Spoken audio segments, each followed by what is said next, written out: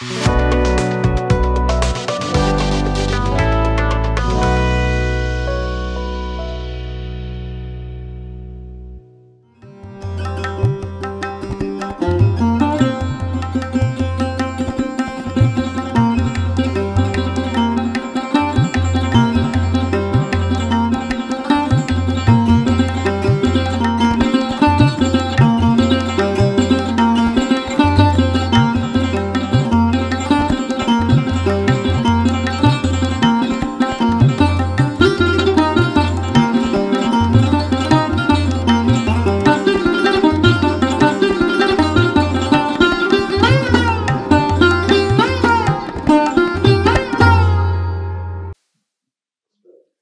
जीशु ख्रीष्ट अति बहुमूल्य नाम संपर्क इंडिया द्वारा प्रस्तुत कार्यक्रम नुआ सकाल आशार आज अध्याय में आपको स्वागत जनाए। प्रभु आपण प्रत्येक को बाहुल रूप आशीर्वाद करंतु। नमस्कार। आज आम जो प्रसंग प्रभु वाक्य आलोचना करबा आलोच्य प्रसंग होछि अंधार रे आलु। अंधार रे आलु आपण आ मु जो जगत रे वास करछु चारियाडे अंधकार राजत्व करूछि। चारियाडे अंधकार लोक माने कोठी जाउछंती कोन करूछंती सब जानि पारंती नै। एपरि एक समय रे लोक माने बसवास करिबा समय रे आज आमे प्रभु को वाक्य रु टिके ध्यान करिकि देखिबा। आज रो प्रसंग होछि अंधार रे आलु। गीत संहिता 119 तार 105 लिखा जाए तुम वाक्य मो चरण पाई प्रदीप और मो पथ पाई आलुओ अटे।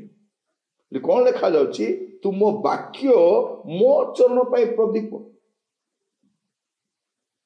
प्रिय भाई भौणी माने आपण को चरण पाई प्रदीप केवल परमेश्वर वाक्य अटे। यदि वाक्य नहीं ये अंधकार रे आपण कोठी की जाउछथि जानिबेन। आज समय लोक मान पाखरे वाक्य नथिबारु से माने अनेक प्रकार शिक्षार शिकार होउछथि। भ्रांत शिक्षार शिकार जानि पारु नांती कोटा ठीक कोटा भूल कारण वाक्य नहीं। वाक्य ही प्रदीप अटे आउ सेटा कौन करे हम पथ पाई आलुओ दिए। आज लोक माने ठीक रास्ता रे चली पारु नांती काहे कि आलुओ नहीं प्रदीप नहीं। ए अंधकार आलुओ कौन अटे परमेश्वर को वाक्य अटे। प्रिय भाई भौणी मान एई दिन मान करे आमे ख्रिस्टियन बोली कहूछु किंतु आमे वाक्य केते जानू ता बड़ विषय। आमे वाक्य केते पढू सठिक शिक्षा केते ग्रहण करू वाक्य को आमे केते तर्जमा करि पारुछु भूल शिक्षा और ठीक शिक्षा को आमे केमती बारी पारुछु से बड़ विषय अटे।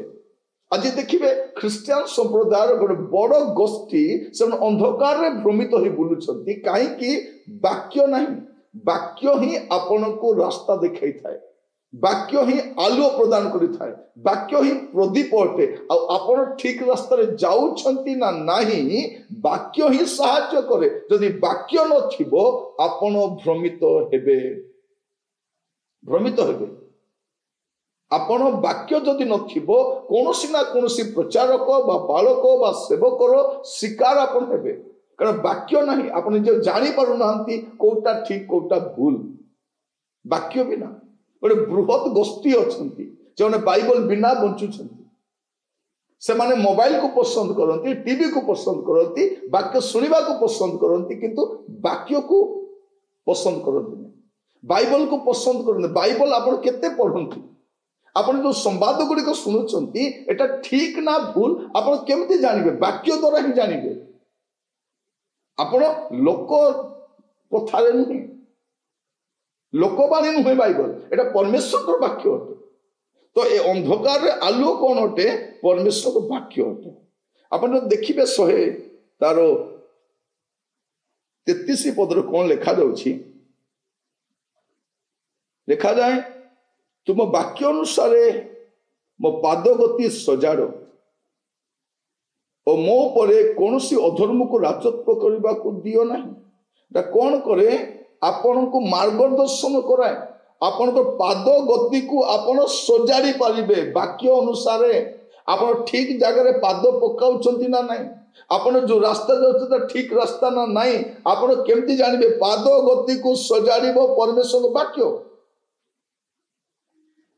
ए मन छुआ वाक्य नुहे परमेश्वर वाक्य आपन को पसंदर वाक्य नुहे, आपन को भल लागू बा न लागू ता परमेश्वर को वाक्य अटे, ता अस्थि मज्जा परिभेदक अटे, ता कष्टदायक अटे, सब बेले आह्लादजनक नुहे, सब बेले आशीर्वाद युक्त नुहे। परमेश्वर संशोधन करने भी चाहती, परमेश्वर आपन को सजाड़ा चाहती, आपन को तागिद करने चाहती। से वाक्य कहीं पसंद करती ना, लोक मान कोटा पसंद तांको जोटा पसंद सेमितिका पसंदर प्रचारक मान से साउंटी रखिंट आउ सेमान कथारे माने कौन होती मोहित होई भ्रमित होउचंती। आउ एटा शेष कालर लक्षण बोली आमे जानूछु। आपण देखिबे द्वितीय तिमोथी तार 4 पर्व रे सीधा सड़क लिखुचंती पाउल जे भ्रांत शिक्षा विषय प्रत्येक मंडली को सचेतन करी करी आसुचंती से तिमोथी को कहउचंती, तांकर युव सेवक को कहउचंती, ताको सेवा समाप्ति होला बेलकू से सतर्क कराउचंती। कोन बोली कहउचंती द्वितीय तिमोथी 4 पर्व तार 3 पद 4 पद रे आ 5 पद मध पढुची। कारण समय आसीबो जेतेबेले सेमाने हितजनक शिक्षा सहयोग करिवे नाही, तांक हितजनक शिक्षा दरकार नाही, मात्र श्रुति मधुर कथारे संतुष्ट होई अभिलाष अनुसारे आपण मानक निमंते बहु संख्यक शिक्षक मानक संग्रह करिवे, पुणी सत्य वाक्य रे कर्ण न दे कल्पित कहानी प्रति मन देवे। पुणी तुम्बे समस्त विषय सचेतन हुओ, क्लेश सहयोग करो। माने सत्य शिक्षा यदि आपण देवे आपण क्लेश पाइबे, लोक को बाधिबो। कौन लिखा जाउची क्लेश सहयोग करो, सुसमाचार प्रचार कार्य संपन्न करो, पुणी सेवार कार्य संपन्न करो। तुम कार्य को साधन करो, सेवा को संपन्न करो, कष्ट सह करो। प्रिय भाई भौणी मान कहवाई चाहे परमेश्वर को वाक्य मार्गदर्शन कराए, सठिक रास्ता जाऊँ ना जन से आज अनेक लोक अच्छा विशेषकर युव पीढ़ी को देखिए बाइबल नहीं, मीटिंग को जाती, चर्च को जाती, सभा को जाती, आप केमिति जानबे ए शिक्षा ठीक ना भूल? बाइबल तो नहीं, जे कहते से बाइबल रे अच्छी ना नहीं केमती जानबे आपण? प्रिय माने अंधकार रे आलुओ होची परमेश्वर वाक्य। एटा कौन करे? आपण को मार्गदर्शन कराए, केवल मार्गदर्शन कराए नहीं। आपण देखिबे गीत 119 रो 165 रे कौन लिखा जाउची, तुम व्यवस्था स्नेहकारी माने महाशांति प्राप्त हुअंती, पुणी सेमानकर झुंटीबार कौनसी कारण घटे नहीं।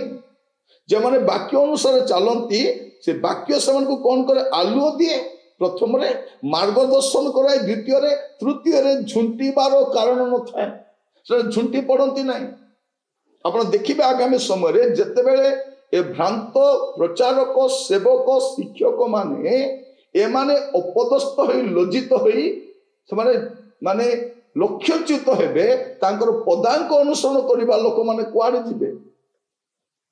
सेमानकर अवस्था कौन हबो? कारण आमे भाबुचु प्रचारक माने श्रेष्ठ, प्रचारक माने श्रेष्ठ नुहंती, बाइबल ही श्रेष्ठ अटे, वाक्य ही श्रेष्ठ अटे। सेही वाक्य कौन करे? अंधकार रे आपण को आलुओ दिए, मार्गदर्शन कराए, और झुंटीबार कारण न थाए। जेतेबेले प्रचारक झुंटी पड़िबो ता पछरे जीवा लोक माने भी मुंह मारी फोपाड़ी पड़ी, कहीं से माने वाक्य को अनुकरण करू नाहंती, वाक्य कौन कहूची जानू नाहंती। आमे कौन प्रचारक भक्त हो जाइछु, आमे वाक्य जानिबा दरकार। कहीं भी व्यक्ति हूँ ना कहीं जेकोसी व्यक्ति हूँ तांको सेवा कार्य बाइबल द्वारा अनुमोदित ना नहीं। से जो शिक्षा दियंती बा कार्य करंती ता बाइबल अनुमोदित कि? बाइबल ताहा कुहे कि? यदि बाइबल कुहे नहीं ता मानिबा को आमे बाध्य नहु। एटी कौन लिखा जाउची? अंधकार रे आलु आजिर प्रसंग एटा आपन को प्रदीप जगाए, ए वाक्य आपन को मार्गदर्शन कराए, और झुंटीबार कारण घटे नहीं, से झुंटे नहीं। काली के से प्रचारक थिबे कि नथिबे जाय आसे नहीं। मसा कौन सब बेले थिबे ना? जिहोशुआ थिबे ना? सामुएल थिबे ना? दाऊद थिबे? पाउल भी नथिबे, पीतर भी नथिबे, वाक्य रहिथिबो। तेणु वाक्य आड़ आकृष्ट हुंतु, नचेत कौन गोटे समय आसीबो अंधकार दरांडी हेबा छड़ा आउ किछि नथिबो। तेणु वाक्य को स्थिर धार्य करंतु। प्रभु आपण मान आशीर्वाद करंतु। प्रार्थना करिबा। अनुग्रहकारी पिता परमेश्वर, आम आपण को कतिक आसुछु आपणकर रोब शुणिबा पाए। प्रभु आपण स्पष्ट भाव कहते अंधकार आलुओ देवाई केवल आपणकर वाक्य ही प्रभु से वाक्य को शिरोधार्य करने साहाय्य करो से वाक्य को अपनार करने साहाय्य करो से वाक्य अनुसार चलने साहाय्य करो प्रत्येक को आपण को बलवंत स्थित रखी प्रभु ये प्रार्थना करुच्ची प्रभु आम को बाइबल ख्रिस्टियान करो प्रभु बाइबल को अग्राधिकार देवाई साहाय्य करो प्रभु